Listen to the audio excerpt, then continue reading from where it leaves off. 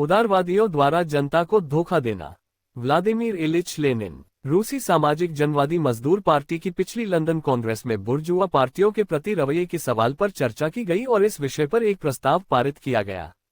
कांग्रेस में इस प्रस्ताव के उस अंश को लेकर खास तौर पर विवाद हुआ जिसमें उदारवादियों द्वारा लोगों को धोखा देने की बात कही गई है। हमारी पार्टी के दक्षिणपंथी सामाजिक जनवादियों ने इस अंश को बहुत गलत माना। उन्होंने यहां तक कहा कि प्रस्ताव में उदारवादियों द्वारा लोगों को धोखा देने के बारे में बात करना मार्क्सवादी नहीं था, यानी आबादी के कुछ वर्गों के किसी खास पार्टी, इस मामले में कैडेट पार्टी, में शामिल होने के लिए इन वर्गों के वर्ग हितों के बजाय सांसदों, वकीलों, पत्रकारों आदि के एक या दूसरे समूह के अनैतिक राजनीतिक व्यवहारों को जिम्मेदार ठहराया जाना। वास्तव में मार्क्सवादी वेश में प्रस्तुत ये दिखावटी तर्क सर्वहारा वर्ग की वर्ग स्वतंत्रता को कमजोर करने और उससे वास्तव में उदार पूंजीपति वर्ग के अधीन करने की नीति को छिपाते हैं, क्योंकि ये सज्जन कैडेटों का अनुसरण करने वाले लोकतांत्रिक छोटे पूंजीपति वर्ग के हितों की गंभीरता से रक्षा नहीं करते हैं, बल्कि सरकार, ऑक्टोबरिस्टों और जारवादी निरंकुशता के ऐतिहासिक अधिकार के साथ साजिशों और सौदों की अपनी नीति के जरिए उन्हें धोखा देते हैं। इस प्रश्न पर नई रोशनी डालने वाली अत्यंत रोचक सामग्री, जो सभी पूंजीवादी देशों में सामाजिक लोकतांत्रिक रणनीति के मूलभूत प्रश्नों में से एक है, प्रशिया लैंडटैग डाइट में सार्वभौमिक मताधिकार के लिए वर्तमान संघर्ष द्वारा प्रदान की गई है। जर्मन सामाजिक लोकतंत्र ने उस संघर्ष का झंडा बुलंद किया। बर्लिन के सर्वहारा वर्ग ने, उसके बाद सभी ने जर्मनी के बड़े शहरों में लोग सड़कों पर उतरे, हजारों लोगों के भव्य प्रदर्शन आयोजित किए और एक व्यापक जन आंदोलन की शुरुआत की, जो अपने आरंभ में ही संवैधानिक अधिकारियों की ओर से हिंसक कृत्यों, सैन्य बल के प्रयोग और निहत्थे लोगों की पिटाई का कारण बन चुका है। संघर्ष से ही संघर्ष का जन्म होता है। क्रांतिकारी सर्वहारा वर्ग के नेताओं ने हिंसा के इन कृत्यों का गर्व और बहादुरी से सामना किया। लेकिन यहाँ सवाल मताधिकार के संघर्ष में लोकतांत्रिक और उदार पूंजीपति वर्ग के प्रति रवैये का था। जर्मन क्रांतिकारी सामाजिक जनवादियों और अवसरवादियों, जर्मनी में उन्हें संशोधनवादी कहा जाता है, के बीच इस सवाल पर बहस उदारवादियों द्वारा लोगों को धोखा देने के विषय पर हमारे अपने विवादों से उल्लेखनीय रूप से मिलती जुलती है।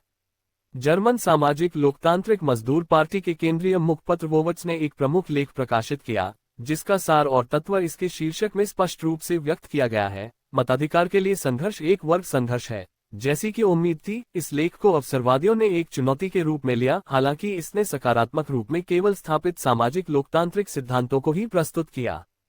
चुनौती स्वीकार कर ली गई। म्यूनिसिपल समाजवाद के क्षेत्र में एक प्रसिद्ध कार्यकर्ता कॉमरेड सुडेकुमनेस, संप्रदायवादियों की रणनीति के खिलाफ, सर्वहारा वर्ग के अलगाव के खिलाफ, ब्लैक हैंड्रेड्स, जर्मन लोग नर्म शब्द का इस्तेमाल करते हैं, प्रतिक्रियावादी के सामाजिक लोकतांत्रिक समर्थन के खिलाफ एक आक्रामक अभियान चलाया। क्योंकि एक जर्मन अवसरवादी के लिए भी सर्वहारा वर्ग और उदारवादियों दोनों के लिए समान उद्देश्य में वर्ग संघर्ष को शामिल करना प्रतिक्रियावादियों का समर्थन करने का मतलब है। सुदेकुम ने लिखा, प्रशिया में मौजूदा 3 वर्गीय व्यवस्था के बजाय सार्वभौमिक मताधिकार की शुरुआत किसी एक वर्ग की चिंता नहीं है। उन्होंने कहा, ये शहरी आबादी बनाम कृषक, लोकतंत्र बनाम नौकरशाही, किसान बनाम जमींदार, पश्चिमी प्रशिया बनाम पूर्वी प्रशिया, यानी देश का औद्योगिक और पूंजीवादी रूप से उन्नत हिस्सा बनाम आर्थिक रूप से पिछड़ा हिस्सा का मामला था। अब जो करना है वह ये है कि इस मुद्दे पर सुधार के सभी मित्रों को एकजुट किया जाए, चाहे अन्य मुद्दे जो भी हो जो उन्हें विभाजित कर सकते हैं। पाठक देख सकते हैं कि ये सभी बहुत ही परिचित तर्क है कि यहाँ भी यह आवरण पूरी तरह से और रूढ़िवादी रूप से मार्क्सवादी है, जिसमें बुर्जुआ लोकतंत्र के निश्चित तत्वों, शहरी लोकतंत्र, किसान वर्ग आदि की आर्थिक स्थिति और हितों का संदर्भ शामिल है। ये जोड़ने की शायद ही कोई आवश्यकता है कि जर्मन उदार बुर्जुआ प्रेस दशकों से इस बात पर व्यवस्थित रूप से जोर दे रहा है, सामाजिक लोकतंत्र पर संप्रदायवाद, प्रतिक्रियावादियों का समर्थन करने और प्रतिक्रियावादियों को अलग थलग करने में असमर्थता का आरोप लगा रहा है। जर्मन क्रांतिकारी सामाजिक जनवादियों ने इस तर्क का खंडन करने के लिए क्या तर्क दिए? हम उनके मुख्य तर्कों को सूचीबद्ध करेंगे ताकि पाठक जर्मन मामलों को एक दर्शक के रूप में बिना किसी क्रोध या पूर्वाग्रह के देखते हुए ये निर्णय ले सके कि यहाँ स्थान और समय की विशेष परिस्थितियों या मार्क्सवाद के सामान्य सिद्धांतों के संदर्भों द्वारा प्रमुख भूमिका निभाई गई है। वोवट्स ने कहा, हाँ, हमारे स्वतंत्र विचारक अपने कार्यक्रमों में सार्वभौमिक मताधिकार की मांग करते हैं। हाँ, वे आज इसके बारे में बड़े बड़े भाषण देने में सामान्य से अधिक उत्साही हो गए हैं। लेकिन क्या वे सुधार के लिए लड़ रहे हैं? इसके विपरीत क्या हम यह नहीं देखते कि वास्तव में लोकप्रिय आंदोलन, सड़कों पर प्रदर्शन, जनता के बीच व्यापक आंदोलन, जनता की अशांति, उनमें छिपे हुए भय, घृणा और सबसे अच्छे दुर्लभ मामलों में उदासीनता पैदा करते हैं।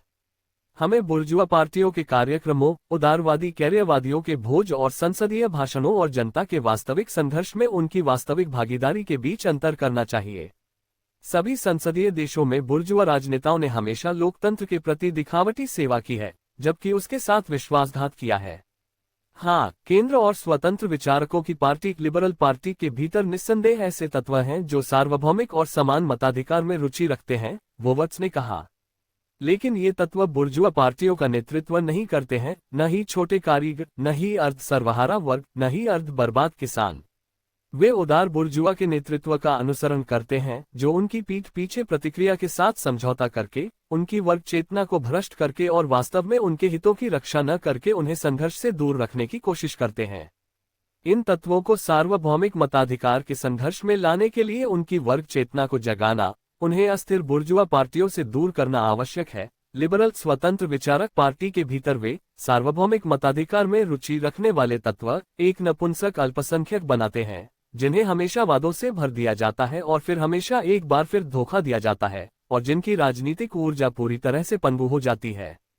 हालांकि अगर स्वतंत्र विचारकों और केंद्र को वोट खोने के खतरे के कारण वास्तव में लोकतंत्र के लिए रियायतें देने के लिए मजबूर होना है, तो ये कांच का संघर्ष है जो बुर्जुआ पार्टियों को कमजोर करता है, जो अनिच्छुक पूंजीपति वर्ग को वामपंथ की ओर धकेलने का एकमात्र साधन है। राजनीतिक तथ्यों ने बहुत पहले ही साबित कर दिया था कि प्रतिक्रियावाद स्वतंत्र विचारकों को सामाजिक लोकतंत्र से कम घृणास्पद लगता है। इसलिए हमें न केवल सभी बुर्जुआ पार्टियों के पापों की निर्ममता से निंदा करनी चाहिए, बल्कि सबसे बढ़कर यह स्पष्ट करना चाहिए कि मताधिकार के सवाल पर स्वतंत्र विचारकों और केंद्र के साथ विश्वासघात इन पार्टियों के वर्ग चरित्र का एक आवश्यक परिणाम है। निकट भविष्य में यह सवाल कि क्या हमारे कैडेट अपने कार्यक्रम में रखी गई लोकतांत्रिक मांगों के लिए लड़ने में सक्षम है, या क्या वे उन्हें केवल अक्टूबरिस्टों को धोखा देने के लिए आगे रख रहे हैं, जो कि छोटे बुर्जुआ और किसान हैं जो उदारवादियों के नेतृत्व का अनुसरण कर रहे हैं।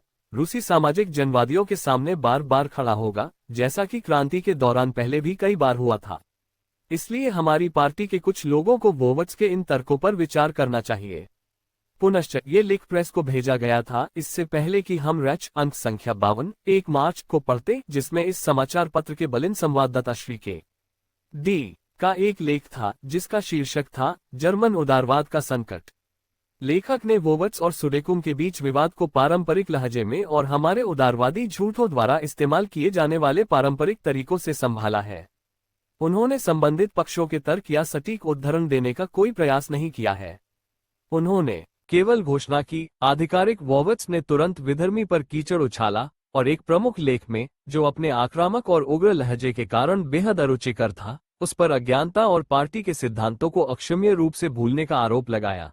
हम ये पाठक पर छोड़ते हैं कि वह निर्णय करे कि सुडेकुम खुद को दोषी ठहराएंगे या नहीं, कैडेटों द्वारा उनके इस तरह के बचाव को स्वादिष्ट पाया जाए या नहीं। लेकिन किसी भी देश में संशोधनवादियों का यही हश्र होता है, उन्हें पूंजीपति वर्ग द्वारा उदार समर्थन और उनके प्रयासों के लिए हार्दिक मान्यता दी जाती है। सुडेकुम और स्ट्रूवे जेंट्री के बीच गठबंधन क्या हमारी स्थिति की सत्यता की पुष्टि करने के लिए इससे अधिक स्वादिष्ट कुछ और हो सकता है?